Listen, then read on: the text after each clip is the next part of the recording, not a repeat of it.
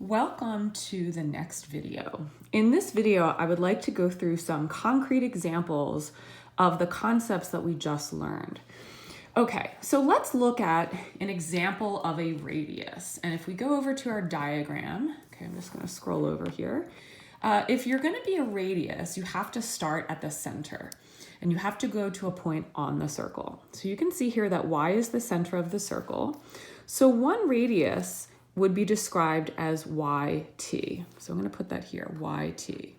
And because the radius is technically a line segment, right, because it stops, the way that I indicate the radius is to put a line segment on top.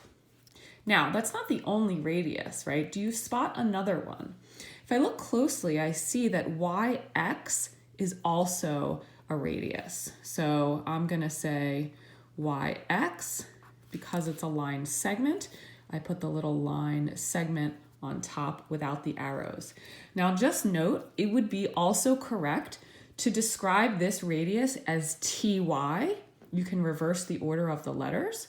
You could have also described this radius as XY. Okay, let's look at an example of a chord. Okay, remember a chord is a line segment that is contained inside the circle. So one great example is RW.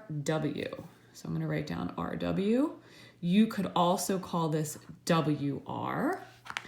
And theoretically, remember we learned that the diameter is the longest chord in the circle, right? Because it's a line segment that's neatly contained inside the circle. So I'm going to go ahead and write down TX, right, as the other chord. Also, you could call it XT. All right, now I need to find an example of a tangent. And remember, a tangent is going to intersect the circle at one point, but it's going to be on the outside of the circle. So SZ, right? And technically, I'm going to put lines here, make little arrows, because technically, if I call it a tangent line, it could extend in both directions. This would be an example of a tangent line. It touches the circle at one point and it's on the outside. So this is going to be SZ, and I'm going to put the arrows on top. You could also call this ZS. The order doesn't matter. Okay, then finally it's asking, well, no, not finally. Next it's asking for diameter. Now to be a diameter, remember you have to go through the center of the circle and have your endpoints be on either ends. So I'm going to say that TX is a diameter, okay?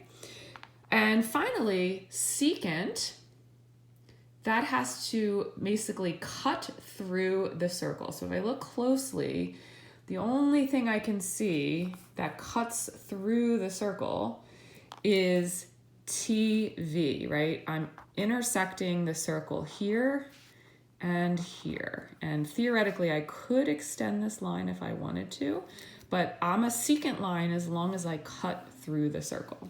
So I'm going to call this TV. And if I extend this line, I can make a little line across it. All right, so I hope that helps. What I'm going to ask you to do next is practice these skills doing a Kahoot, which I think you'll find fun.